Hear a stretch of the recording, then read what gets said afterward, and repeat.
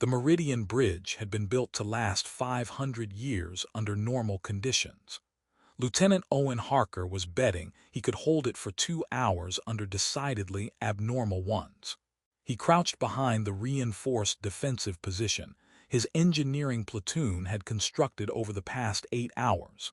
Concrete barriers, automated turrets fed by portable power cells, carefully positioned explosive charges that could eliminate approach vectors without compromising the bridge's main structure.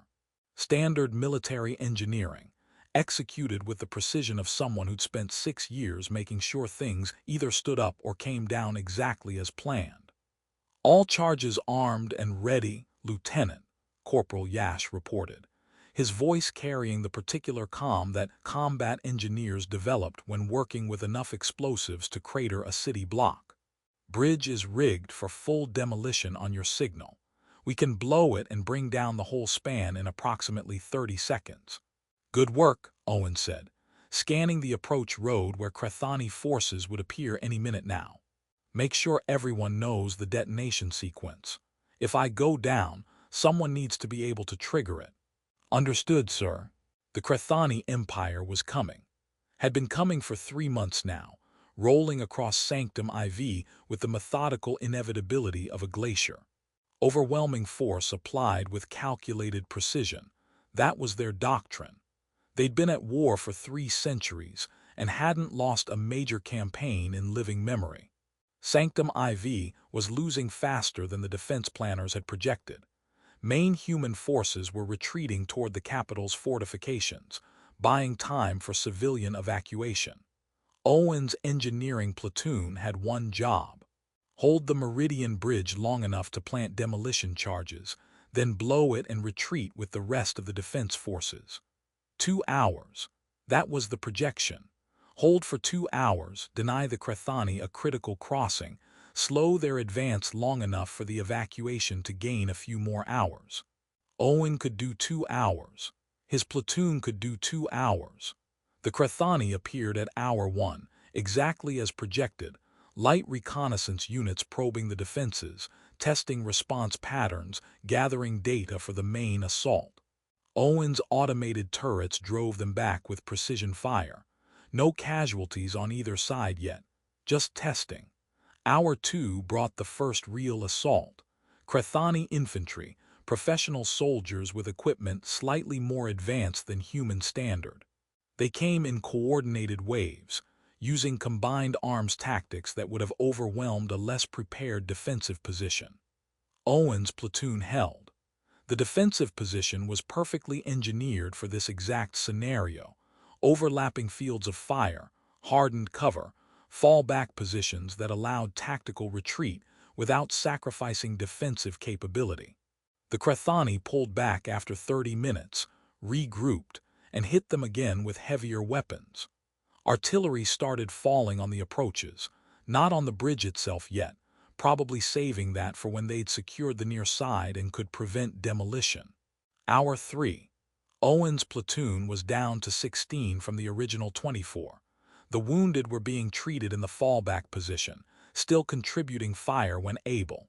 The dead were covered and moved aside with the quick efficiency of soldiers who couldn't afford to grieve yet. Command came through on the tactical net. "Harker, status report. Bridge is still contested, still rigged for demolition. We're holding but taking casualties. Request confirmation on withdrawal timeline. Proceed with demolition and retreat at your discretion, Lieutenant. Main forces are falling back to secondary defensive line. You've bought us the time we needed. Get your people out of there." "Understood, Command. Stand by for demolition." Owen started to give the order. Looked at the detonator in his hand, at the bridge that would come down with one signal, at his platoon ready to retreat. Then he looked at the Krethani forces massing for another assault, at the road beyond that led straight to where civilians were still evacuating, at the tactical display showing how much time the defense forces would gain if the Krethani had to find another crossing. "Change of plans," Owen said. "Platoon, you're falling back to secondary positions. I'm staying to maintain the defensive position and ensure demolition occurs at optimal tactical moment." Corporal Yash stared at him. "Sir, that's a suicide mission. You can't hold this position alone." "I'm not planning to hold it forever, just long enough to maximize the delay. The bridge is rigged. If it looks like they're about to take it, I blow the charges.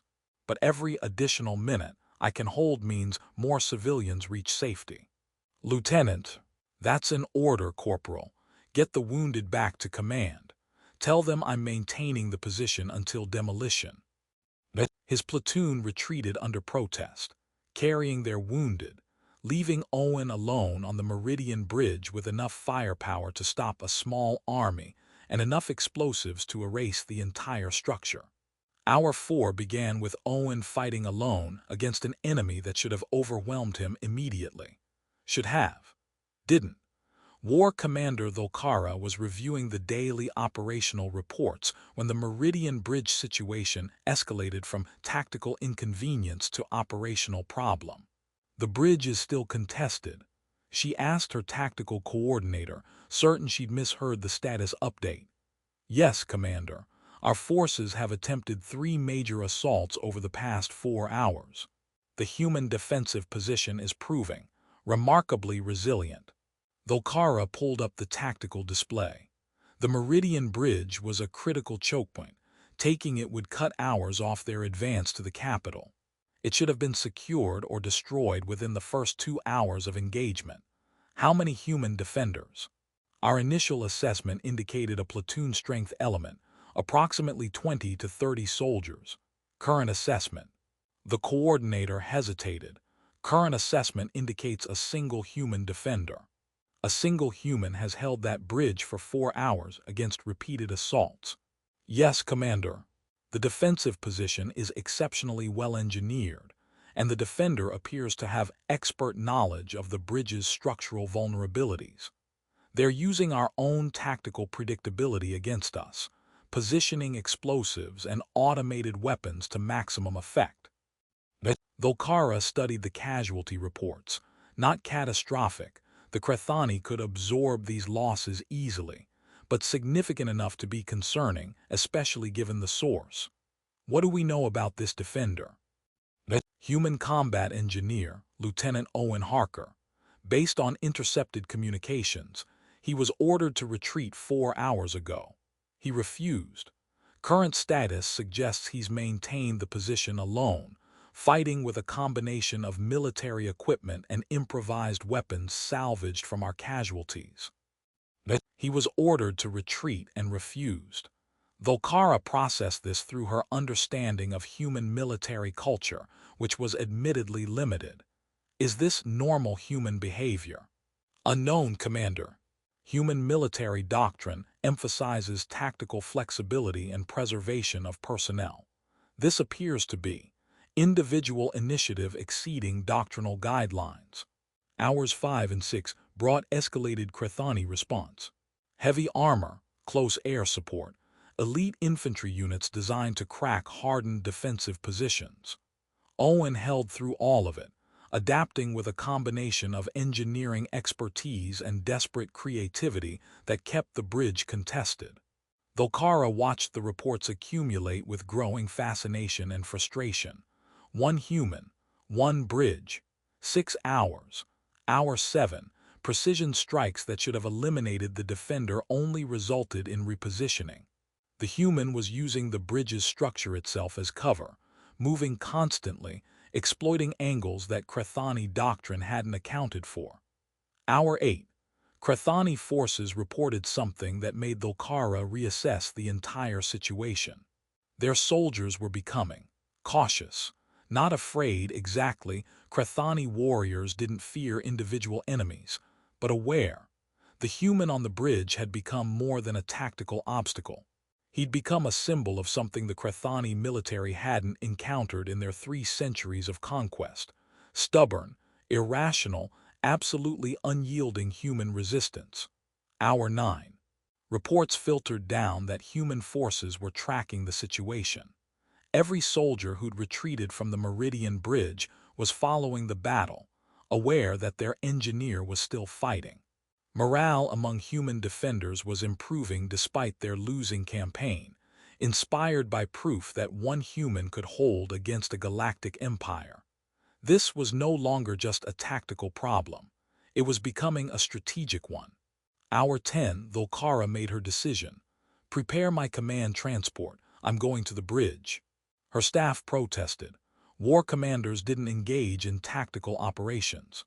They directed campaigns from strategic positions, made decisions that moved armies, not individual soldiers.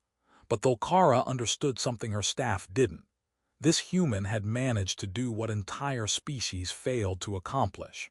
He'd made the Krethani Empire pause, not through superior technology or numbers, but through sheer refusal to acknowledge when he should have failed.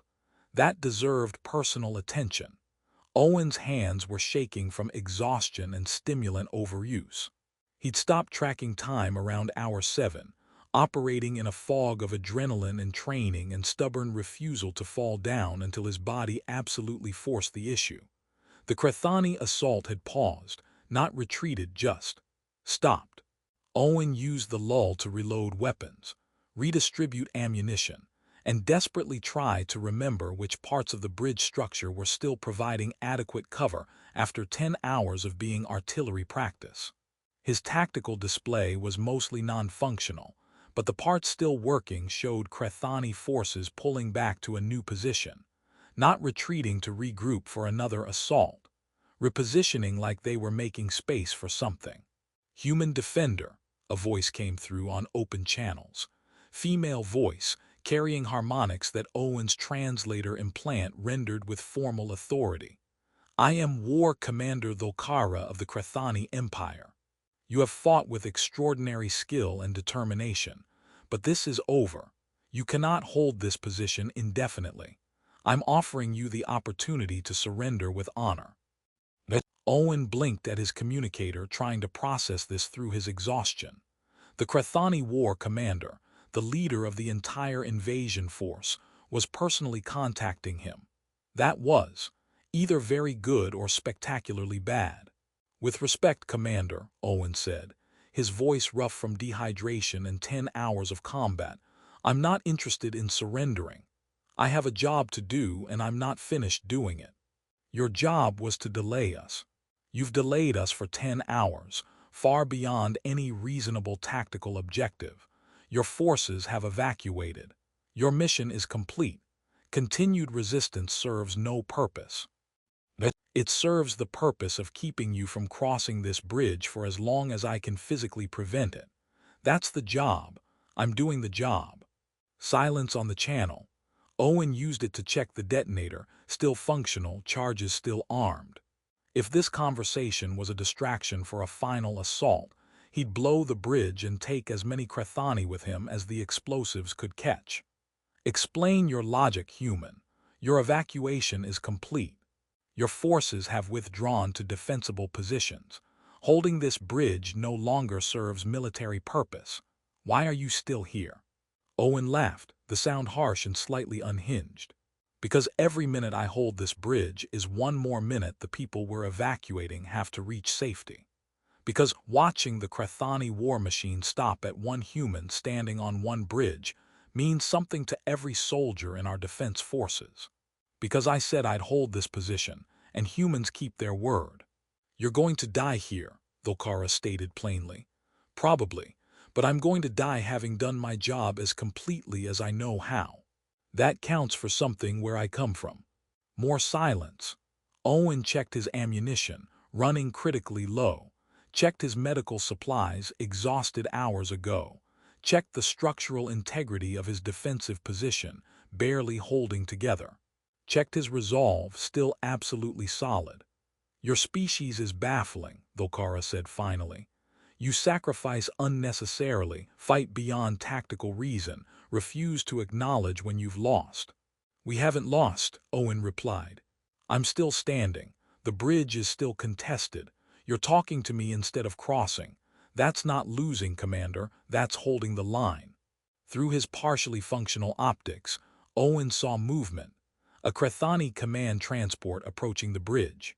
Surrounded by elite guards, heavily armored, The war commander was coming to see him in person.